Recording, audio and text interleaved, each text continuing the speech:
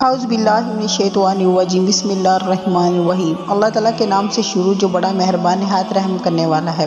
آج جو ہم آپ کی خدمت میں وظیفہ لے کے حاضر ہوئے ہیں وہ کر لیں انشاءاللہ تعالیٰ۔ اللہ تعالیٰ کے فضل و کرم سے آپ دیکھیں گے کہ کیسے آپ کے گھر میں پریشانیاں دور ہوں گی، کیسے اللہ تعالیٰ اپنی رحمتیں برکتیں کرتے ہیں۔ آپ یہ ضرور ایک دفعہ وظیفہ کریں، آپ کو انشاءاللہ تعالیٰ اللہ تعالیٰ کے فضل و کرم سے آپ کو ہر آپ کی جائز حاجت پوری ہوگی انشاءاللہ تعالیٰ۔ اور اس کے ساتھ ساتھ ہمیں 5 وقت نماز کی پابندی کرنی چاہیے، کیونکہ نماز ہم پہ فرض کی گئی ہے۔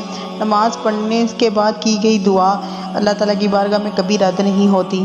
تو ہم آپ کو وظیفے کی طرف لیے چلتے ہیں، کیونکہ اتنی لمبی ویڈیو نہیں کریں گے۔ ہم لوگ لمبی ویڈیو دیکھ کر بیزار ہو جاتے ہیں، شارٹ کا زمانہ ہے، اسی لیے ہم شارٹ سی ویڈیو بنائیں گے، آپ کو وظیفہ بتاتے ہیں انشاءاللہ۔ اللہ تعالیٰ کے فضل و کرم سے آپ کر کے دیکھیں انشاءاللہ تعالیٰ اللہ تعالیٰ آپ کی ہر جائز حاجت کو پورا فرمائیں گے۔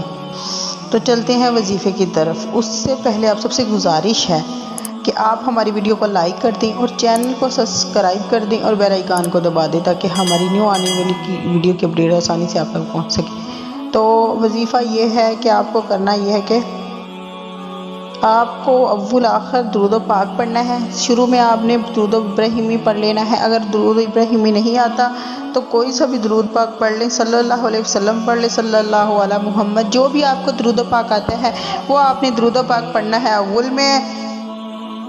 اس کے بعد صبح فجر کی نماز کے بعد آپ کو پڑھنا ہے یا عزیزو 100 مرتبہ روزانہ ایک تسبیح یا عزیزو کی کرنی ہے، اور اس کے لاسٹ پہ پھر وہی درود و پاک پڑھنا ہے جو ہم نے وظیفہ شروع کرنے سے پہلے پڑھا تھا۔